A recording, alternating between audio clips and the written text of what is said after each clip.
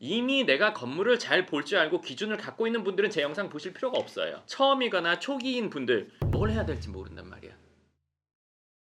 영상에 사람들이 음. 댓글을 많이 달아주는데 거기에 이제 답을 제가 Q&A로 가져보는 시간을 마련했습니다. 자, 그럼 먼저 첫 번째.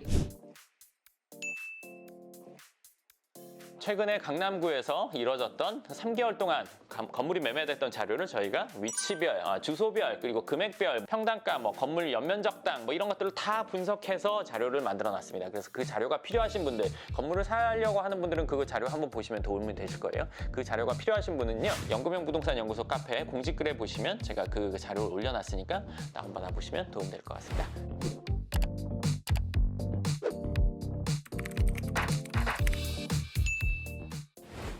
이거는 8월 2일 날 올려주신 건데요. 강남에 소형 건물이 있는데 이걸 팔고 중대형으로 넘어가고 싶은 마음 굴뚝 같으나 양도세 내고 나면 뭐 매달 40% 가까이 세금 날아가니까 이러지도 못하고 저러지도 못하고 있습니다. 계속 들고 있어야 할까요? 이거는 일단 질문하신 분이 나이가 좀 젊은 편일 거야. 50대 전인 것 같아. 내가 이걸 왜 이렇게 얘기를 하냐면 나이가 많으신 분들은 넘어갈 생각을 잘 못해. 물론 아닐 수도 있어. 근데 내가 지금까지 만난 사람들을 보면 그렇더라고. 그리고 넘어가면 더 큰 규모, 그럼 대출을 좀 더 하기 때문에 대출 이자 감당이 된다는 얘기거든. 그걸 감당해볼 생각을 한다는 거기 때문에 이건 내가 아직 돈을 벌고 있다는 얘기야. 대부분의 경우에. 근데 모든 문제는 결정하고 나서 문제가 일어나는 게 아니라 문제가 있는 걸 이미 결정해놓고 나중에 문제를 알아채는 거야. 제가 왜 이 이야기를 하냐면 이거 팔려고 하니까 양도세가 40% 나와서 올라가지도 못하고 내려가지도 못하고 왜 개인으로 샀을까요? 그럼 뭘로 사나요? 법인으로 샀어야죠.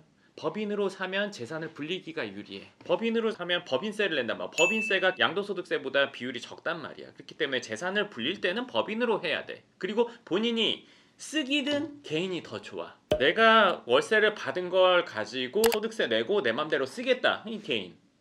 그럼 이런 분들은 노후를 보내면서 내 생활비 얼마 확보되면 돼 하는 분들, 쓰는 게 목적인 분들은 개인으로 하는 게 맞아. 불리는 쪽은 법인이 맞아. 이걸로 하면은 지금과 같은 상황이 벌어져. 다음으로 못 넘어가. 중간에 빠지는 돈이 많으니까. 그게 너무 아까워서 못 간단 말이야. 확장이 안 돼. 보통 건물 하나 산 분들이 평생 그 건물 하나로 쭉 가는 경우가 많거든. 이런 경우야. 그러면 이거는 언제 문제야? 맨 처음에 뭘로 샀느냐 때문에 이런 일이 벌어지는 거야. 애초에 이걸 몰랐던 거야. 고려를 안 했던 거야. 근데 그거의 결과를 지금 맞게 되는 거지. 그럼 어떻게 해요, 이 사람은? 어떻게 할 수 없어. 못 팔아? 팔면 그만한 세금을 감수하고 넘어가는 것밖에 없어. 예를 들어서 내가 40% 내. 그 40%가 40억이라고 칠게. 내가 그 사이에 모은 돈이 20억 돼. 그러면 40억 내고 내 돈 20억 합쳐서 넘어가는 거야. 그러니까 몇십억을 모으지 않았다면 이건 다음으로 넘어가기는 결정을 하기가 힘들어. 그렇기 때문에 이 일은 맨 처음에 결정된 일이지 이걸 지금 와서 문제가 새로 생긴 게 아니야. 그럼 지금 어떻게 하냐? 지금 못해. 40% 내고 넘어가거나 본인이 돈을 많이 투입을 하거나 둘 중에 하나야. 처음부터 차라리 그럼 했을 때 이런 걸 좀 알고 샀었으면 좋았을 텐데 그럼. 아쉽네요. 그럼 그러니까 예를 들어서 이거에 대해서 아는 사람한테는 당연한 건데 안 해본 사람한테는 전혀 이거는 모르는 분야란 말이지. 나한테 상담 오는 사람들 중에도 주기적으로 오는 사람들이 있어. 왜냐면 이때 궁금한 것들, 이때 알아야 될 것들, 이때 알아야 될 것들이 조금씩 다르단 말이야. 성장해 나가면서 새로운 문제들이 생긴단 말이야. 주기적으로 오는 사람들이 있어. 그래서 자, 네. 다음 겁니다. 자, 5월 24일 날 댓글인데요. 강남 사고 싶지만 너무 거품. 경기도나 외곽에 수익률 잘 나오는 건물 사면 어떨까요? 참고로 은퇴를 앞두고 있습니다. 은퇴를 앞두고 있으시면 수익률 나오는 걸 사시는 게 생활비를 충당할 수 있는 한도 내에서 그 한도 내에서 가장 좋은 지역을 해야 돼. 이 말이 뭐냐면 내가 생활비가 300이야. 300 정도가 충당되는 한에서 제일 좋은 지역에 가야 돼. 이 말인 즉슨 300 나오면 좋지만 400 나오면 더 좋고 500 나오면 더 좋잖아. 수익률을 극대화하는 쪽으로 가는 거는 이건 많이 비추야. 생각해 보세요. 모든 일에는 선택권이라는 게 있고 선택권은 내가 계속 선택권을 갖고 있느냐 아니면 한번 선택하면 다시 돌릴 수 없느냐 이거 엄청 중요한 일이에요. 왜? 처음에 수익률이 높은 지역으로 갔어요. 생활은 편할 수 있어요. 근데 이때 몇 년이 지나서 여기 있는 걸로 넘어올 수가 없어. 왜? 수익률이 높은 지역은 시세 차익이 약해. 수익률이 낮을수록 시세 차익이 더 세. 그러면 얘가 수익률은 높아. 월세는 많이 받아. 얘는 월세는 적어. 근데 시간이 지났더니만 가격을 보니까 처음엔 비슷했는데 이렇게 돼 있어. 그 말이 즉슨 여기서는 300이 나와서 생활은 돼. 여긴 500이 나와서 풍족해. 시간이 지났더니 내가 30억 주고 샀는데 얘는 33억 됐고 얘는 45억 됐어. 돌리지 못해. 굳이 돌릴 필요는 없겠지. 근데 자 여기서 하나 더 얘기해 드릴게요. 만약에 이걸 갖고 있었다. 여기선 300 나오고 500 나왔다. 5년이 지났어요. 33억 됐고 45억 됐어요. 자 이때는 이거 팔고 이거 두 개 살 수 있습니다. 생활만 되는 정도에서 제일 좋은 지역으로 가야 이런 상황이 된단 말이야. 내가 선택권을 계속 갖고 있을 수 있어. 수익률이 더 높은 데로 언제든지 갈 수 있단 말이야. 근데 여기서는 못 와. 못 와도 상관없지. 근데 이런 것들은 가격이 안 오르고 월세가 별로 안 오르는 경우가 많아. 당장 수익률이 높을 때는. 그렇기 때문에 생활비만 충당이 된다면 아껴서 살면서 이걸 선택해야 돼. 근데 내가 노후 이렇게 보내면서도 아껴서 살아야 돼? 난 좀 풍족하게 살고 싶어. 이거 알고도 난 이거 하겠다 하면은 그건 맞다고 생각해. 근데 대부분의 경우 아까 첫 번째 질문처럼 모르는 상태에서 선택을 했을 때 결과가 나왔을 때 난 이 결과는 불만이야 이렇게 된단 말이야. 근데 둘 다 알았지만 난 이게 좋아. 그럼 인정. 자 이번에 자 이건 10월 9일날 영상의 댓글인데 영상이랑 관련 없는 질문이긴 합니다만 혹시 지방에서 현금 20억 정도 보유하고 있으면 그 지역 핵심 동네에서 건물 사는 게 맞나요? 아니면 서울에서 알아보는 게 맞나요?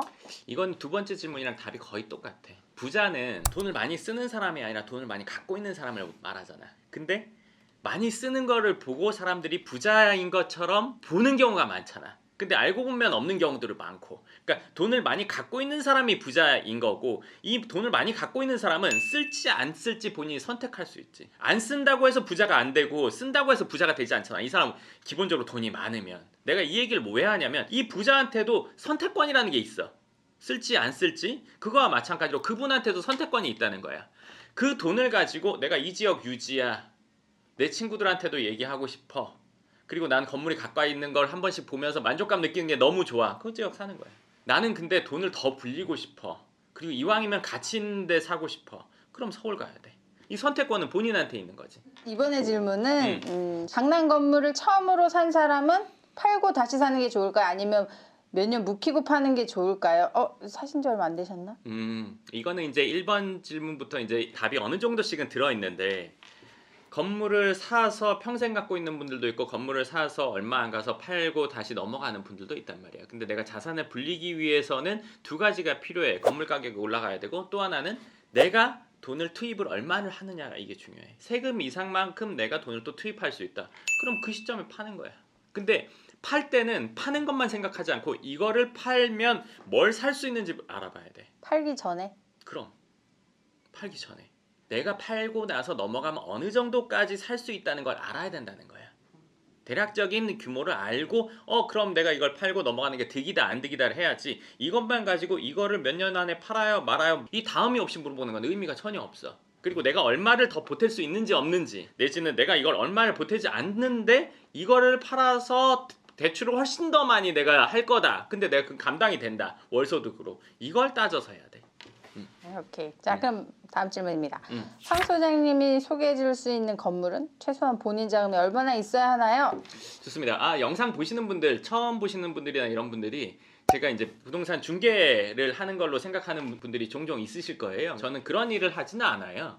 그러니까 저는 매입 컨설팅이라는 것도 하고 예를 들어서 건물을 사게 하는 과정, 신축을 하는 과정을 함께 해드리기도 해요. 근데 그럼 부동산이랑 하는 일이 뭔 차이가 있냐? 어차피 건물 사는 건 똑같지 않냐? 라고 얘기할 수 있어요. 근데 차이는 뭐냐면 부동산에서는 손님이 왔어. 예를 들어 너한테 손님이 왔어. 부동산을 해. 건물 얼마짜리를 살려고 한대. 그러면 너가 갖고 있는 건물을 보여주겠어? 남이 갖고 있는 건물을 보여주겠어? 아직 안 나눈 건물을 보여주겠어? 내 거. 당연하지. 왜? 빨리 팔아야 나도. 그렇지. 그걸 팔아야 돈이 생기니까. 자기가 갖고 있는 건물을 보여주는 게 당연한 거야. 뭐가 좋고 나쁘고의 문제가 아니라 내 거 안에서 좋은 걸 보여주는 게 당연한 거잖아. 그러면 이 사람은 어때? 부동산을 한 군데만 다녀? 여러 군데 다녀? 여러 군데 다니지. 5군데를 가면 좋은 건물 5개를 보게 돼. 그 좋은 건물은 각 부동산 사무실에서 가장 좋다고 저기 거보다 낫다고 얘기하는 5개를 보게 된단 말이야. 이미 내가 건물을 잘 볼 줄 알고 기준을 갖고 있는 분들은 제 영상 보실 필요가 없어요. 근데 이제 처음이거나 초기인 분들 이런 다 좋다고 하면 뭘 해야 될지 모른단 말이야. 부동산들에서는 당연히 그럴 수밖에 없는 거고 내가 하는 역할은 본인이 해야 되는 일을 대신 해주는 거야. 매입 컨설팅이라는 거는 본인이 힘들게 노력해서 번 돈을 예를 들어서 엉뚱한 곳에 놓고 싶진 않으니까 그 역할을 해주는 거야. 여러 부동산을 상대하면서 그걸 내가 해주는 게 하나 있고, 또 하나는 예를 들어서 구옥을 사서 철거하고 신축을 하고 그 안에 세입자를 넣고 하는 과정까지 하는 프로그램이 따로 있어. 그러니까 이거는 있는 건물 사는 거, 이거는 예를 들어서 새 거를 본인이 갖게 하는 거. 근데 이제 이 두 개의 차이는, 예를 들어서 100억짜리 건물이야. 그럼 대출 70% 한다고 하고 30억 가지고 예를 들어서 건물을 사. 그렇게 살 수 있는 과정이 있고, 근데 이런 건물들은 오래돼서 난 새 건물을 갖고 싶다 이왕이면. 근데 새 건물은 100억이 되려면 70억 정도 땅값이고 건축비 20억이고 잡비 뭐 한 10억 들어간다고 칠게요. 그러면 70억짜리 땅을 사면서 70% 대출하고 본인이 30% 정도 돈을 내고 샀어. 그럼 20억에다가 건축비는 할부가 안 되니까 세금 잡비 하면은 뭐 40억 이상 들어가는 이 공사를 진행하기에는 나는 돈이 30억이야. 근데 이런 경우에 우리가 이거 건물을 사서 짓고 세입자까지 다 맞추고 30억으로 살 수 있는 상황을 맞춰 놓은 다음에 살 수 있게 해주는 과정이 우리가 예를 들어 신축 건물을 갖게 해주는 과정이라고 보면 돼. 이게 있고 이게 있고, 근데 이 과정 역시도 그 상황에 맞는 것들 중에서 또 선택을 해서 진행할 수 있게 해주는 게 내가 하는 일이야. 그래서 우리는 중개는 하지 않아. 그러니까 중개는 하지 않고 부동산을 통해서 하게 되지 다. 두 가지 일을 하시는데 왜 중개는 안 하세요?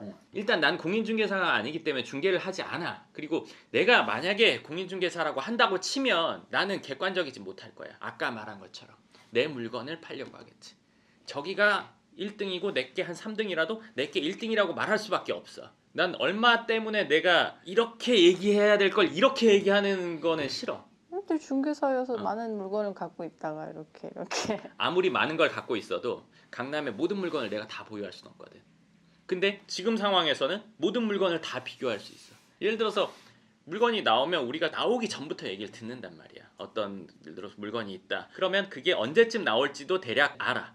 내지는 이런 물건들이 나오려고 하다가 쏙 들어가는 경우도 있어. 아니면 그대로 나오는 경우도 있고 가격이 바뀌는 경우도 있고, 그것들을 이제 늘 이제 이렇게 안테나를 하고 이제 듣는단 말이야.